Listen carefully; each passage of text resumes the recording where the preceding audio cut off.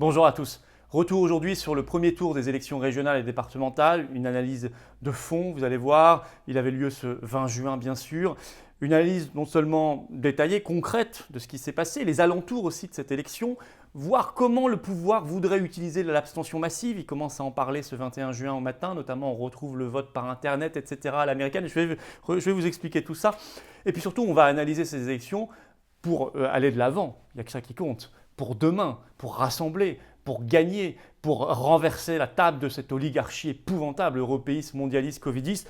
Et vous allez voir que de ce point de vue, même si je reste très réaliste, les performances des Patriotes et l'énorme progression que nous avons connue par rapport à il y a quelques mois et par rapport aux élections européennes sous la même étiquette en 2019 est quand même époustouflante. Et je remercie d'emblée les militants qui ont fait un boulot extraordinaire, les candidats et les électeurs bien sûr qui se sont déplacés quand même beaucoup plus nombreux qu'on aurait pu espérer il y a encore quelques mois pour les Patriotes. À ce sujet, on va tout de suite reprendre le combat. Dès ce samedi 26 juin 15h, moi je vous attends, place Pierre-Laroque sous les fenêtres de Véran. On va parler de plein de choses. Je vous en reparlerai dans les vidéos qui viennent, qu'ils essaient de mettre en place, le pass sanitaire dans les discothèques, ce qu'ils appellent l'internement de force, etc. Cet été, un été de contrôle, de surveillance. Bref, il n'est pas question de relâcher la garde, certainement pas. Et vous savez que pour nous, les élections, c'est un aspect, mais le travail, c'est tout autre chose. C'est bien plus large que le simple processus électoral. Donc 26 juin, samedi 15h, place Pierre-Laroque. Vous serez là, il y aura une superbe ambiance et on va se battre dans l'humanité, la combativité. Il y aura d'autres rassemblements organisés pour la liberté par les patriotes partout en France. Vous allez sur les-patriotes.fr en première page. Et je vous demande, dans ce contexte de dynamique pour nous, une des seules forces politiques qui n'a pas baissé hier, au contraire, c'est nous, de venir. C'est le moment de venir dans le combat avec nous. Voilà, prenez cette carte orange de résistant, de combattant pour la France. Je vais vous expliquer tout ça dans un instant. Je vous attends, il faut le faire dans un grand mouvement d'enthousiasme maintenant, dans une grande dynamique, dans le rassemblement souverainiste. Le lien pour adhérer, réadhérer aux Patriotes se trouve sous la vidéo en description. Le lien aussi pour faire un don de soutien à toutes nos actions ou à nos élections, parce que tout ça va nous coûter un peu cher, se trouve également sous la vidéo en description. Et tout ça est défiscalisé aux 2/3 pour vous. Le lien pour adhérer est également en commentaire épinglé et en fin de vidéo, vous pourrez cliquer directement sur l'écran pour nous rejoindre. Et plus que jamais, j'ai envie de vous dire, plus que jamais, vous êtes les bienvenus aux Patriotes. On va préparer demain, on va préparer les semaines, les mois et les années qui viennent et vous allez voir que c'est passionnant, enthousiasmant. Et ça donne du baume au cœur. Bienvenue d'avance aux Patriotes, bravo, bravo, un énorme bravo à ceux qui font un don de soutien à toutes nos actions. Alors, les analyses. On va surtout parler des régionales, il y a aussi les départementales, mais c'est un peu plus compliqué à analyser parce que c'est extrêmement local, il y a des dynamiques très particulières. Les régionales, il y a une dynamique plus nationale qui est intéressante. D'abord, je vous l'ai redit dans cette introduction, je n'ai jamais fait tout dépendre des élections et aux patriotes. On n'est pas là à se dire tout va changer par un bulletin de vote dans une urne tous les 5 ans. Ça n'est pas vrai. Ça n'est pas vrai, c'est probablement de moins en moins vrai. Mais c'est un outil parmi d'autres et il faut le regarder aussi comme un état du pays, une prise de température. Mais c'est pour ça qu'on fait toutes ces manifestations, ces défilés et tant d'autres choses, toutes les actions. Et je n'ai pas oublié tousantipass.fr qui va être totalement fonctionnel cette semaine. J'y reviendrai dans les jours qui viennent. Alors d'abord, il faut regarder une chose. Il y a eu un énorme problème démocratique. Une première, c'est la distribution du matériel électoral. Alors ça, il faut savoir d'où ça vient. Ça vient du fait que ça n'est plus la Poste qui distribue les professions de foi forcément chez vous. Alors beaucoup de Français n'ont pas reçu leur profession de foi avant l'élection, ce qui est un véritable scandale, d'autant que nous, candidats, on les paye, donc ce n'est même pas distribué ensuite par l'État, parce que ça a été privatisé largement. Le ministère de l'Intérieur a passé notamment un marché avec une société privée, Adrexo, par un marché public en début 2021. Alors là, ce 21 juin, Gérald Darmanin, ministre de l'Intérieur qui est en charge de tout ça, dit « je vais convoquer les prestataires, la Poste et Adrexo au ministère de l'Intérieur ». Enfin, la belle affaire. La belle affaire. Le mal est fait. Et d'où ça vient? Ça vient qu'on a cassé le service public postal, y compris dans la distribution du matériel électoral, ce qui est normalement ultra régalien. Et ça vient de directives européennes. La première directive européenne de libéralisation de la Poste, elle date de 1997. Il y en a eu ensuite plusieurs jusqu'en 2012 et la première loi française qui transpose cette directive européenne, c'est 2005. Voilà ce que c'est. Donc voilà raison supplémentaire de faire le Frexit pour rétablir un service public parce que la Poste a été détruite par ça. Y compris, vous avez vu l'explosion du prix du timbre tous les ans, mais ça depuis cette libéralisation. Alors qu'on nous avait dit la mise en concurrence, ça fera baisser les prix. La belle affaire, c'est le contraire. Non seulement les prix augmentent, mais en plus les services sont de moins en moins bonne qualité. Troisième chose à dire. Très très grosse abstention, première chose à dire. Environ 66% d'abstention, record pour une élection hors référendum sous la Ve République. Record. Et même selon un sondage Ipsos, on sait que 87% des jeunes de 18 à 24 ans, des électeurs, ne se sont pas déplacés. 87%. Alors ça vient d'où? Bon, d'abord, il y a une responsabilité des électeurs pour ceux qui vraiment se moquent de tout ça et de leur avenir, etc. Bon, ça, je trouve que c'est une erreur, c'est une faute, parce que quand on ne s'intéresse pas aux affaires de la cité, de toute façon, il y a toujours une oligarchie pour s'y intéresser pour vous et à votre place. Et vous devenez des esclaves. Donc je pense que ça, c'est une mauvaise raison. Mais deuxièmement, d'abord, les partis politiques, les gros partis politiques, l'essentiel des partis politiques sont responsables. Ils dégoûtent les gens. Ce n'est pas un désintérêt pour la politique, c'est un dégoût. Parce qu'ils oscillent dans leurs idées, leurs convictions, leurs programmes au gré des sondages. Tous, En Marche, le Rassemblement National, les Républicains, le Parti Socialiste, Mélenchon, etc. Tous, ils oscillent. Et ça dégoûte les gens. Il n'y a plus de solidité, on y reviendra à la fin. Deuxièmement, il faut évidemment mettre ça en lien avec la trahison de 2005. Les gens se sont sentis trahis quand le référendum sur la Constitution européenne n'a pas été respecté et que les parlementaires ont voté le traité de Lisbonne. Depuis ce temps-là, il y a une cassure. Il y a des gens qui ne vont plus aux urnes en se disant « on nous a trahis ». Troisièmement, justement, la disparition de la souveraineté nationale et populaire, parce qu'on est dans l'Union européenne, parce qu'on est dans les instances supranationales comme la CEDH, l'OTAN, etc., fait qu'on se dit à quoi bon voter, puisque de toute façon, on élit des pantins qui dépendent de décisions qui sont au-dessus d'eux. Donc la disparition de la souveraineté nationale, ça fait aussi de l'abstention, ça crée de l'abstention massive, c'est évident. Pour ça qu'il faut retrouver intégralement notre souveraineté nationale et populaire en quittant toutes les instances supranationales le plus vite possible. Mais alors attention, tout de suite, le système essaie de surfer sur cette abstention massive pour imposer le vote par correspondance. Guérini, donc le numéro 1 d'En Marche, était le 21 juin sur France Inter. Il appelle, je cite, au vote par Internet, je le cite, pour, dans le prochain quinquennat, le mettre en place contre l'abstention. Ils n'ont pas perdu de temps. Souvenez-vous, il y a quelques mois, ils voulaient déjà le faire sous prétexte sanitaire à l'époque, pour ne pas se contaminer avec les bulletins de vote du fait du Covid, etc. Maintenant, ils utilisent l'abstention. Demain, ils réutiliseront le Covid avec la 4e vague qu'ils annoncent, etc. Ces gens-là veulent faire comme à l'américaine. Et c'est la fraude massive. Et c'est l'opacité. On doit refuser ça, résister de toutes nos forces. Nous en parlerons dans notre rassemblement ce samedi. Alors ensuite, j'analyse les scores. 2 gros perdants. En Marche, Rassemblement National. C'est intéressant parce que ce sont les deux qu'on nous promet, qu'on nous annonce comme duel Macron-Marine Le Pen en 2022. Or, ce sont justement les deux gros perdants d'hier. Alors d'abord En Marche, c'est vraiment la Bérésina. Ils ont fait à peu près 10,4% des voix au niveau national.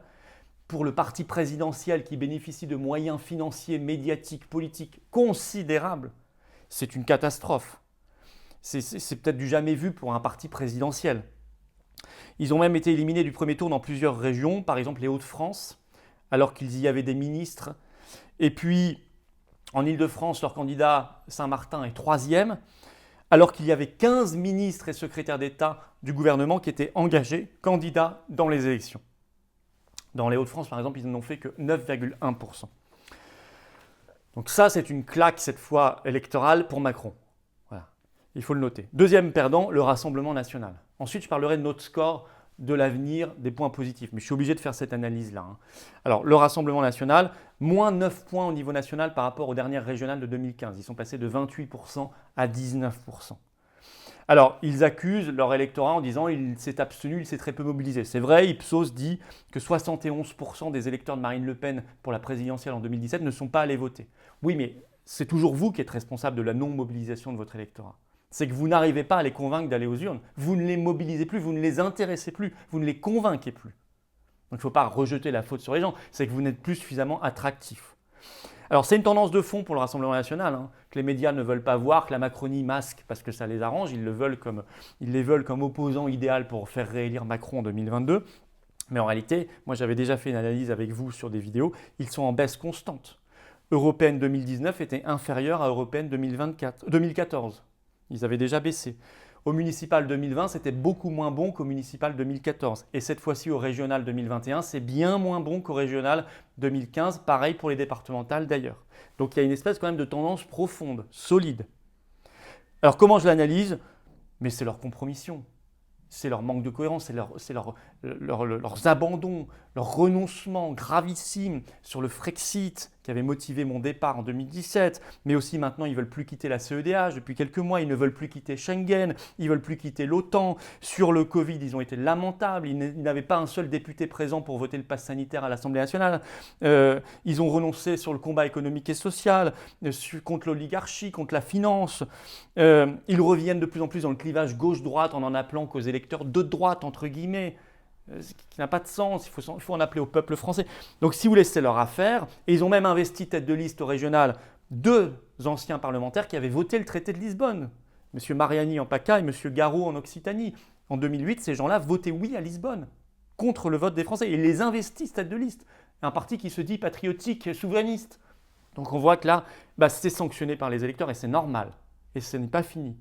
Voilà. Alors ça nous fait dire que le duo Macron-Marine Le Pen de 2022, pour moi, il n'est pas écrit du tout. Quand je vois les résultats d'hier, je le pensais déjà bien avant, je vous l'avais dit. J'en suis vraiment de plus en plus convaincu quand je vois ce qui s'est passé au régional ce 20 juin. Alors nous, on va être dans le positif. Nous, d'abord nos scores. Alors attention, moi je ne suis pas là pour vous dire tout est formidable, magnifique. Non, attendez. D'abord, je vous dis, tout ne dépend pas des urnes. Je n'oublie pas le combat essentiel à côté, le soulèvement du peuple français. Et deuxièmement, je suis lucide. Nos résultats sont modestes, mais ils sont en très forte dynamique. Très forte dynamique, et on peut dire qu'une vraie force souverainiste est en train de s'installer. Alors qu'on avait très peu de moyens médiatiques, beaucoup moins d'exposition que les autres, et aucun moyen économique, puisque seuls les adhérents et donateurs nous permettent d'être candidats et de mener nos actions, je vous le rappelle, 100%, 0 centime de l'État ni des banques, contrairement aux partis qu'on vient de citer qui reçoivent des millions par an de l'État. Alors, la seule élection avec laquelle on peut comparer, parce que nous étions déjà sous nos couleurs, c'est les européennes en 2019. Il y avait une liste patriote que je menais d'ailleurs. On avait fait au niveau national 0,65. Dans le Grand Est, cette liste en 2019 avait fait pile 1%. Et bien là, hier, ma liste que je menais avec VIA de Jean-Frédéric Poisson, que je remercie pour cette belle alliance, la liste Liberté a fait 7% dans le Grand Est. Alors 7, ce n'est pas Byzance, ce n'est pas extraordinaire, je suis d'accord avec vous. Je suis lucide. Mais quand vous passez de 1 à 7, c'est très significatif. Et puis 7, vous existez comme une force politique. 1, vous n'existez pas vraiment. Vous êtes presque marginal. 7%, ça n'est pas le cas. Dans la Meuse, par exemple, nous avons fait 9,41% sur ce département. En Moselle, nous avons fait 8,56%. Dans un département qui compte plus d'1 million d'habitants largement. Un gros département. 8,56%. C'est une force qui existe. Ce n'est pas encore du tout une force majoritaire, mais c'est une force qui existe, qui compte, sur laquelle on doit compter. Donc je dis un grand bravo à nos candidats sur cette belle liste Liberté, aux militants qui ont fait un travail remarquable de terrain, et puis à tous les électeurs, aux dizaines de milliers d'électeurs du Grand Est, qui sont donc beaucoup plus nombreux qu'aux européennes 2019. Je signale d'ailleurs que si on prenait juste la Lorraine et la Champagne-Ardenne, dans ces 2 régions, anciennes régions, nous faisons un score supérieur à En Marche. Alors qu'on a, vous le savez bien, des moyens bien moins considérables. On est au-dessus du parti présidentiel. C'est du fait qu'on est en dessous en Alsace que sur le Grand Est, globalement, on est un peu en dessous. Voilà. Il faut regarder les résultats en détail. Il y a beaucoup de villages et même des villes moyennes de 15-20 000 habitants où on fait plus de 10%, voire plus de 15%, voire 20%. Là, c'est une force qui pèse, qui compte. Ce qui est intéressant aussi, c'est que dans les grandes villes, on ne s'effondre pas vraiment. On fait un peu moins bien dans les grandes villes, mais il y a quand même un vote. Par exemple, à Mulhouse, on fait 6,5%, soit plus que la moyenne de l'Alsace, alors que Mulhouse est une grande ville du Haut-Rhin. Donc c'est un vote assez homogène. Ça, c'est très intéressant pour bâtir. Ce n'est pas un vote incompréhensible, parfois 40%, parfois 0%. Non, là, c'est très homogène. Et c'est très intéressant pour construire, je crois que c'est plus solide. Ce sont des fondations plus solides. Alors, au départemental, nous avions des candidats ailleurs. Alors, les scores sont un peu moins bons au départemental, souvent parce que c'est très difficile. Les départementales, c'est lié à des personnes ancrées dans les territoires, donc il faut le temps qu'on se fasse connaître. Mais partout, nos candidats, que je félicite aussi pour leur campagne, ont fait bien plus que ce qu'on avait fait aux européennes en 2019 au même endroit. Bien plus, souvent au moins 2 fois plus, voire 3 fois plus, voire 10 fois plus. Il y a même des cantons, dans le Val-de-Marne, on fait 6%. Dans le Tarn, 9%. Dans la Marne, on a un canton à plus de 12%. Voilà. Et souvent aux alentours 3%, 4%. Ce qui n'est pas énorme, mais ce qui là aussi est une force, un début de force. Ça n'est plus 0,5, c'est plus 0,6. Voilà. Alors, comment continuer? Évidemment, il faut le faire dans le rassemblement souverainiste. Là, je vous dis, au Régional Grand Est, on était avec VIA, la Voix du Peuple, Jean-Frédéric Poisson. C'est formidable, c'est cette dynamique-là. Et moi, je l'encourage en invitant tout le monde à nos manifestations, à nos rassemblements, à nos événements. Et je continuerai. Je crois beaucoup au rassemblement souverainiste. Et c'est vraiment la philosophie des patriotes. Et dès qu'on a pu le mettre en place, on l'a mis en place. Et on continuera. Et puis, je crois que ça valide l'idée qu'il faut être radical au bon sens du terme, c'est-à-dire aller à la racine, au sens étymologique, aller à la racine des choses, prendre les problèmes tels qu'ils sont, être intransigeant face à l'oligarchie financière, être intransigeant face au covidisme et à ces fous furieux de la dictature sanitaire, être intransigeant sur le Frexit et le fait de quitter toutes les instances supranationales, être intransigeant face au pouvoir bancaire et financier, aller au fond des choses sur tous les problèmes. Et on va continuer à accentuer ça, parce qu'on a une force souverainiste qui est en train de naître, qui crée de l'espérance, et on va la faire se dynamiser, croître, embellir, progresser. Vous pouvez compter sur moi. Je vous attends ce 26 juin, 15h, place Pierre-Laroque, sous les fenêtres de Véran, Paris 7e. Tous nos rassemblements, les-patriotes.fr, en première page. On va accentuer. Et moi, j'ai besoin de vous. Soyez au rendez-vous avec nous. Venez maintenant. N'hésitez plus. Restez pas dans votre coin. Prenez votre carte orange de combattant pour la France, de résistant, pour l'avenir, pour ces belles valeurs de dignité, d'humanité, de liberté, de souveraineté. Le lien pour adhérer, réadhérer aux Patriotes se trouve sous la vidéo en description, ou le lien également pour faire un don de soutien à toutes nos actions passées et futures. Et puis, le lien se trouve en commentaire épinglé pour adhérer, et ici, en cliquant directement sur l'écran, vous pouvez nous rejoindre et vous serez tout de suite bien accueillis, et on ne lâche pas le combat, on fera un été de résistance. Tout de suite, vous ferez comme vous le souhaitez à votre niveau, le combat avec nous avec cette carte orange de résistant, et bravo aussi à ceux qui font un don de soutien à toutes nos actions. Vive la France!